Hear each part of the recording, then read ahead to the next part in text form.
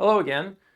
What I want to talk about now is section 4.1 in the Software as a Service, the software engineering textbook that we have. Again, that's available in Learn as a free PDF. But before I talk about that, I want to mention that I did have previously in the reading 3.5 and 3.6. I'm going to skip over that for the moment, and then we'll come back to that. I think it's more important for us to actually talk about the overall architecture that we have in the system before we start to look at all the various parts in more detail. All right, so with that in mind, what is this MVC, Model View Controller thing all about? Well, it starts with the M, the models. They are the most important thing. This is where our system stores data. This is where all the business logic occurs. All right. The way to think about it is that if we were writing our own like standard program, all right, the models are the objects for what most of the things you've been writing, objects of your typical program. All right, so you're used to writing code, and sure, you might have something that interacts with the user. You prompt them for something or whatnot. But then you have these objects that you've created, and you request things of the objects, you set stuff, and when you design those programs nicely, you focus that user interface, it's usually in your main method or just a couple of places, all right? But then the whole bulk of your code and your program is in all these objects that you've written, in the objects talking to objects and so forth and so on. That's what we think of as the models in the MVC, okay, in the Model View Controller. And so, in particular, what's going on here? Why do we have this? Well, this is going to let us, by talking about and having this on its own, it's really going to be helpful to be us solving this sort of problem that we have here. That when we mix together the user interface, the code that we write for it, and the logic of our programs, that is usually a disaster. I'll just say it's very messy. Okay, that's a really technical term. And it's not something that we want. We want a world that when we work with it, that basically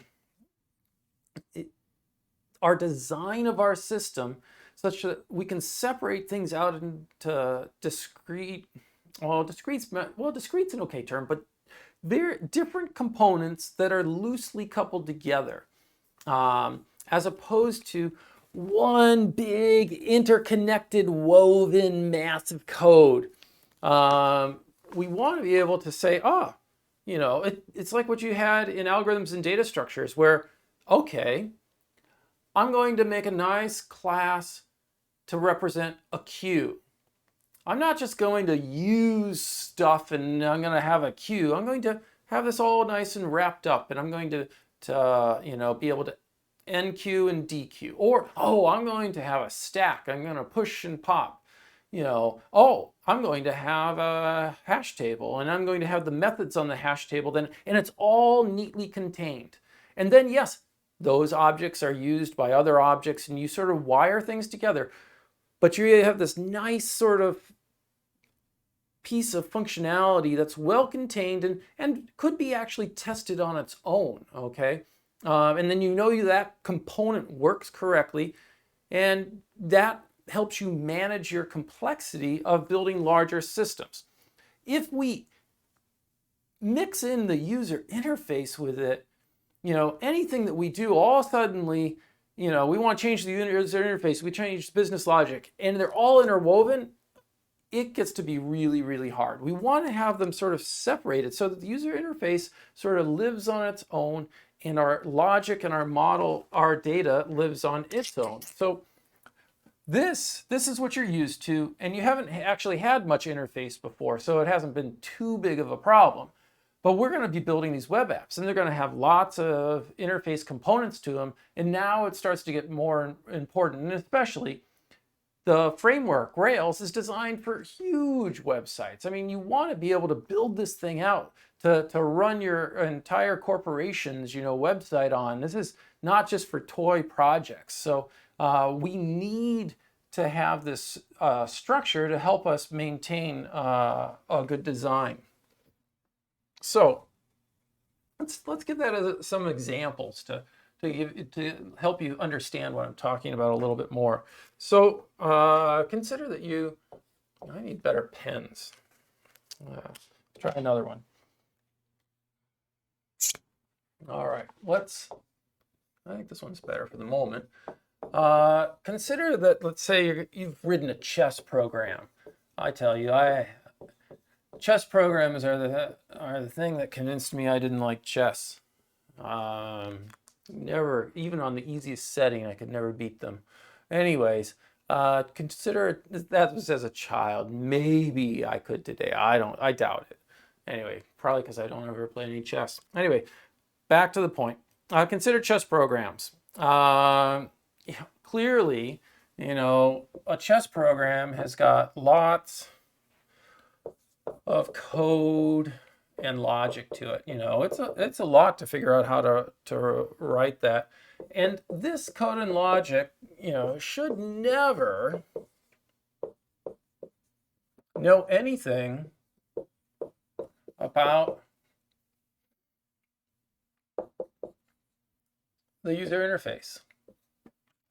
Now, that's not saying it doesn't understand what a board is and board positions and stuff. That's all part of the logic. I'm talking the actual user interface, like, move this piece from here to there. It shouldn't know whether it's implemented on your iPhone, whether it's on your PC, whether it's in a MacBook, whether it's on an Android device, website, a chess program should have, knowledge and be able to represent what a chess game looks like. And it should be told, oh, the player has moved from here to there. Okay. And then the chess system computes and says, well, I'll tell you, I, the computer, have moved from here to there. Please update the interface, basically. Like, I'm the chess brain. You just tell me what the player does, and I'll tell you what I do. And you find out some way of displaying that to the user. That's really the reality. So we want it to be able, we want to have those brains, that logic, but it shouldn't have to know like how you choose to display things. It shouldn't have to know how to interpret taps from the user on the phone or drags and drops or someone trying to play the game via email, whatever it is, So it's all of those different types of ways to running the chess program. The internal logic of the game should be the same. It's just that we change the interface layer. If we've tightly interwoven the interface with this inside logic, every time we want to take it to a new platform requires a completely new rewrite of the system. But if we separate the logic, we should be able to put new interfaces on it without too much trouble. All right. So if the models of the model view controller is the back end, it's the view that's the front end, okay, that deals with the user interface. So the view, wow, pen dries instantly. Okay, try another one. I think I need a chalkboard. I need to go back in time. All right, view. A view is what is displayed in the user interface.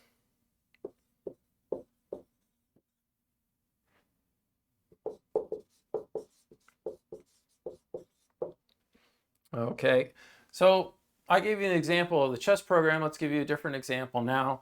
An example might be, you have a chart is a view. So, it's like a pie chart or something, or a bar chart. View on data in a table.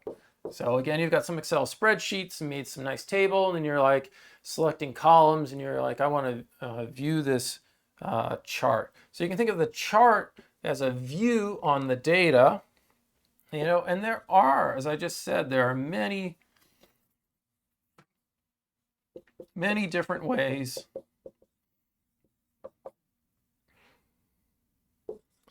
to make a chart.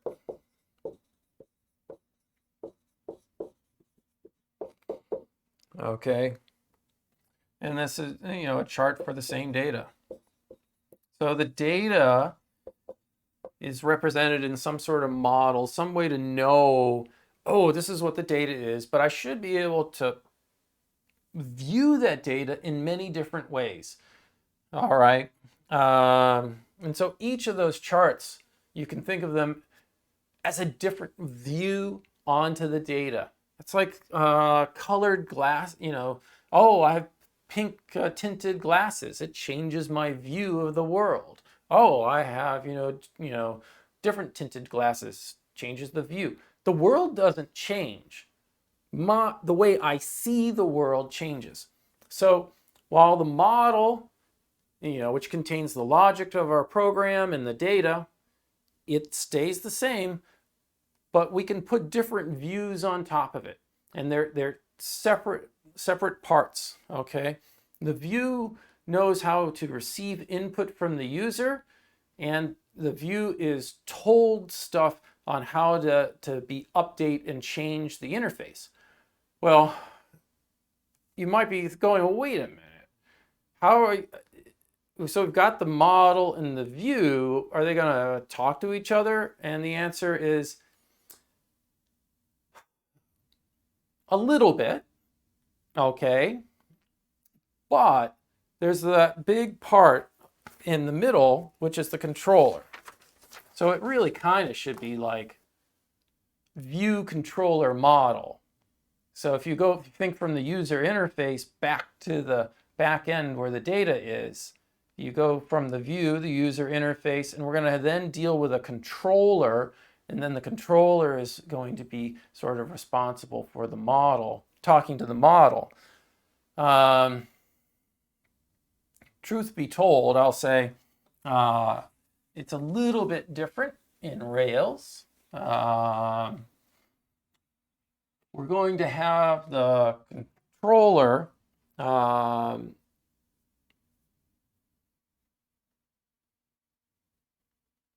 we're going to have the controller put things together. Just a second. Let me just talk about the controller. Wow. All right. If I have the pen open for a second in this hot weather, it's dead. All right. Controller.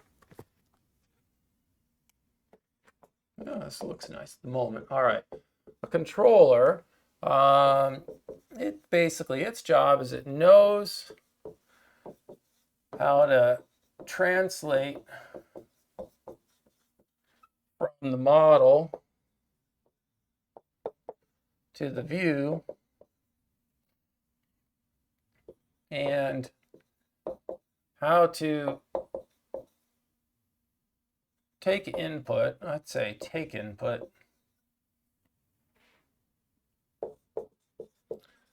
from view and direct to model. And that's sort of the traditional definition here of model view controller. So again, the controller is going to be basically, we're going to have, you can talk about your view, and you have a controller here, and then you have the models or model, whatever you want. I think it's plural, models, because we're going to have lots of different objects over here. But you've got some universe of objects that contain all your data and logic, and the controller is talking to that and then talking to the view, and sort of managing in between the two. And here again, the view, this is the front end where the user interface is for the user. I'm going to grab a truly new pen. All right. But I said, Rails isn't quite this way. I think it's a little bit more realistic to say as following. In Rails, the controller is the entry point for processing a request from the user. Now, many of these requests will be generated by the user interacting with the user interface. So absolutely. So the user interface, they click a link or they submit a form. They've typed in some data and submit the form. That's input. That's a request that comes in. But the controller is the entry point where, again, we say, okay, given that you've requested this user, I'm going to run this code. And so we're going to go from the request to the first piece of code that we run is a method in some controller class that we've created. All right, so it ends up being the entry point. And then what it does is it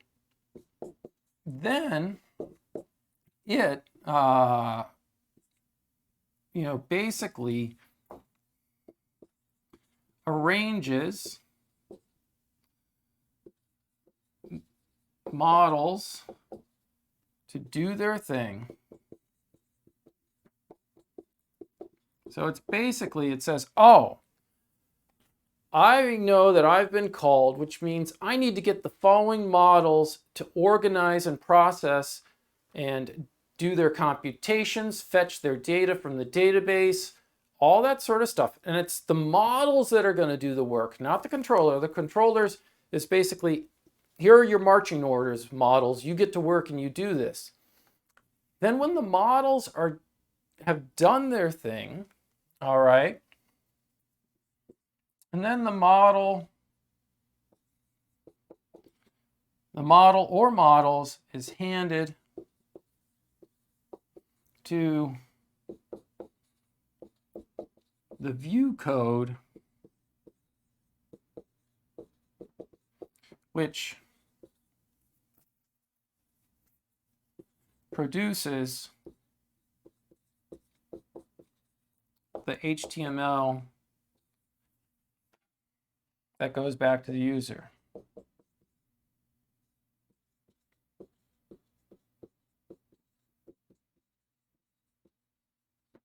So in the very traditional sense of model view controller, where we've got the controller sort of passing data back and forth between the view and the models, in Rails, it is, in my mind, a bit different. We still will call it a model view controller. But again, the controller is the first point in the code where we start processing the request from the user. And then based upon what code has been called, we'll know how to process that user's request.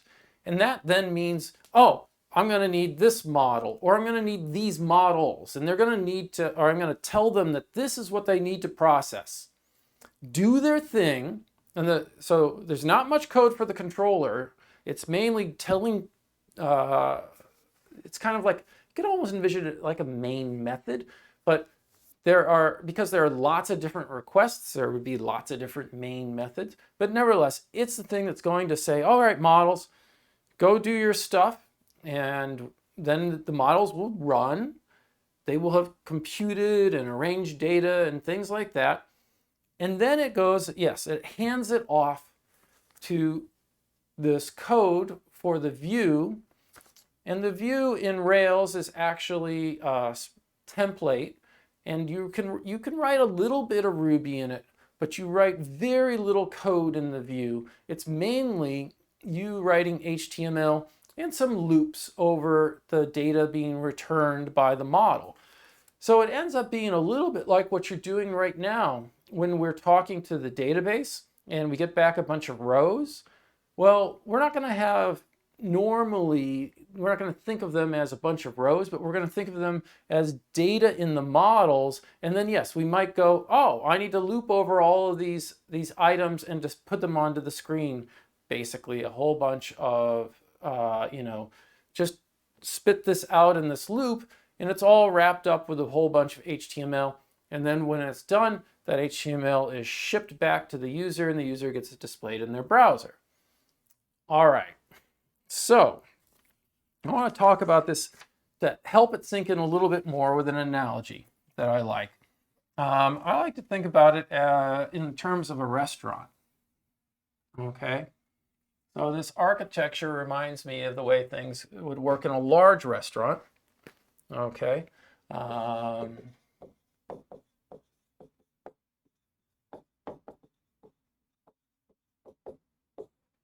And the large restaurant, the way we think about it is our database holds ingredients. We use these ingredients to make food. In our case, we use data, and we're going to mix it together, chop it up, add it up, multiply it, whatever, to produce some tasty meal morsel for the user. So the database holds the ingredients. The models are chefs making food. And so the chefs know how to go and get the ingredients. It's like knowing how to go into the database and get the data that's necessary. And they know how to pick certain pieces of data. They know how to chop it up, rearrange it, cook it, whatever, Now, in a big kitchen at a restaurant, you're going to have some sort of executive chef, the person who's really in charge of everything. And the executive chef acts as the controller. All right. And the controller, executive chef, is back there, and they're the ones who take the order from the wait person. So the wait person, puts in the slips or whatever, types it into the screen, whatever, but the order comes back from the wait person to the executive chef. And the executive chef sees, oh, okay, this table, we've got these 4 orders that have been placed. Okay, I see. And so, and directs, okay, this sous chef and this one, you're going to do this, you're going to do this, you're going to do this. And they get to work. So again, it's like the controller talking to the models. All right, this is what you do. The executive chef doesn't sit there busily chopping and searing and frying. It's too big of a kitchen. All right, this is not a small operation. So when we're working here in our Rails app, we're working in a framework that's designed for us for dealing with a big, complex system. And so we have to maintain our organization so that we can scale it up and maintain the level of complexity. In other words, don't get it too complex. So the chef is telling the executive chef takes the order and tells the chefs what to do to produce the meals.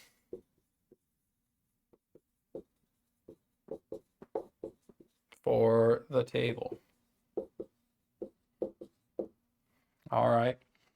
Now, but it's not at the low level. It's not at the low level. The executive chef is not. And now cut this, and now sear that. No. It's more. yeah, I need a freshly prepared, butternut risotto, please. Yeah, the chef knows how to do that. That's the executive chef is figuring out, making sure that the right instructions go to the right people and stuff, okay? But not the minute details. The minute details are all embedded in the models, which are the chefs. They know how to actually do what they're told to do, okay? Um, the wait staff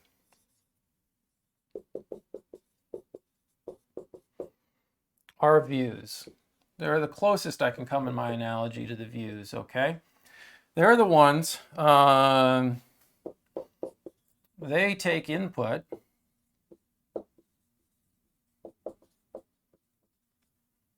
from users. All right, so they're at the table. What would you like tonight? And they're receiving, and they're dealing with the fine issues of receiving that input and collecting it together to fill out. Could be literally a form that they're filling out. In terms of a web app, this is dealing with HTML links that you can click on and HTML forms that you can type data into and submit. So we can put in like our username and password and send it into the system. That's with an HTML form. If we just click and want to go somewhere on the web page to do something like that, that's just an HTML link. All right. Now, they also, the wait staff, they take the order back. The executive chef sends it to the cooks, to the other chefs who put everything together. And then, yes, it's up to the wait person when getting that back from, the executive chef says, hey, it's all ready here. And they collect it, and they are the ones who then present it nicely by laying it out on the table, explaining, watch out, this dish is hot, whatever, asking for, anyone want, hey, pepper on top of that, final touches. So they produce the output. I'm going to continue this. Now they don't do the cooking, all right, but they are delivering the output. So instead of produce, I'll say deliver and display output of the system, which is basically, they take the food to the table.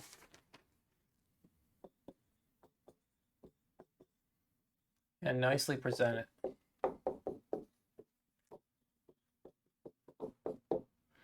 Now, I want to note something here that's really important is that, the wait staff,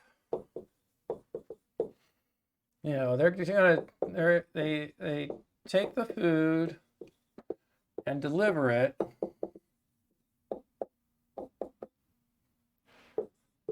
But the wait staff should not be cooking it. All right. Takes the food and, and again, they nicely place it at the table and so forth. But the cooking is back in the models. It's back with the chefs. It's in the back kitchen. The wait staff are not to be cooking. All right. They're not to be, manipulating the food. It's already been done. Yes, they make sure that they put the right plate in front of the right person. They were given, here are the plates. All right, I will carefully put them in the right place. But I'm not going to, I think I'm going to move, this sandwich to this plate and these fries here, and I'm going to change this. They do very minimal manipulation of the end product. Okay? So only cooks should cook. And when I mean cooks, I mean models.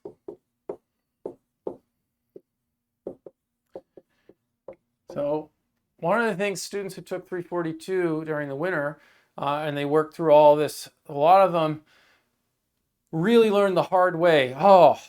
I really should have made sure to put all my logic down in my models. They got in the habit. They started to give the executive chef control. They started to put stuff in the views. They gave the wait people like ability to cook. And they turned it became impossible to maintain their code. It was so convoluted, and every little change ended up changing tons of stuff.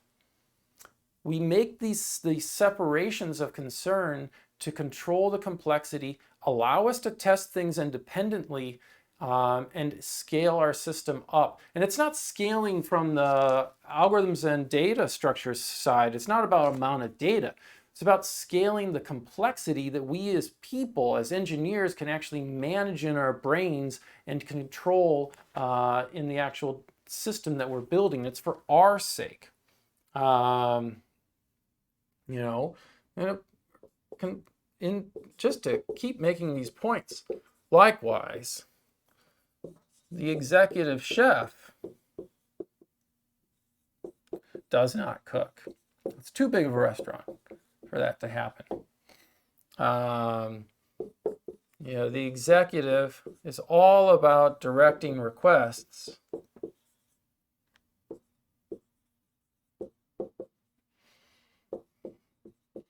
from wait staff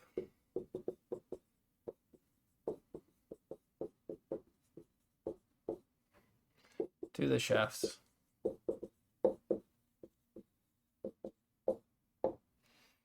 And again, the models,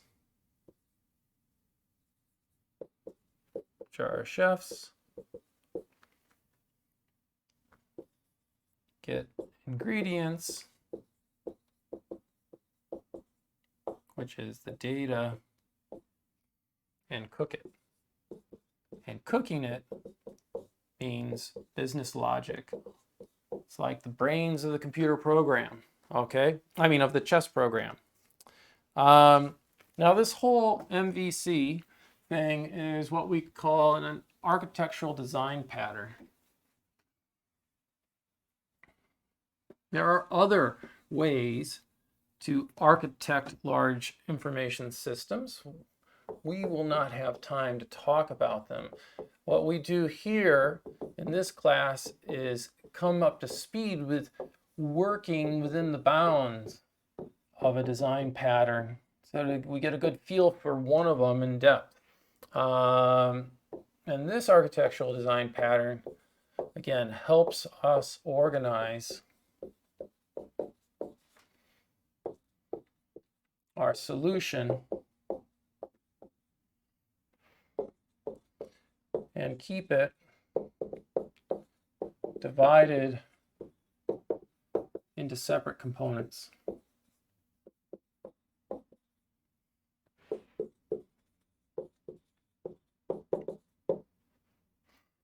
And again, I said this earlier, but I'm going to put it on the whiteboard because it's so important. Good software is composed of loosely coupled components. And loosely coupled means they know how to talk to each other's interfaces, but they don't ever reach into the insides of the implementation of the other object or the other component. We make these nice public-facing only interfaces, and all the gory details are hidden in the implementation inside. We hide all that stuff so that only thing that we can do is talk back and forth via our interfaces. The net effect of this is that it reduces our overall complexity of a system.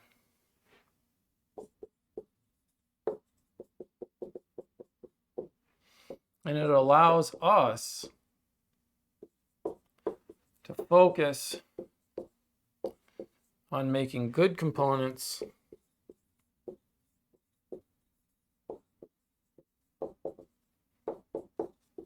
that we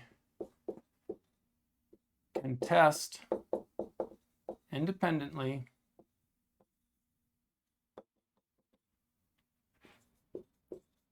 and then connect together.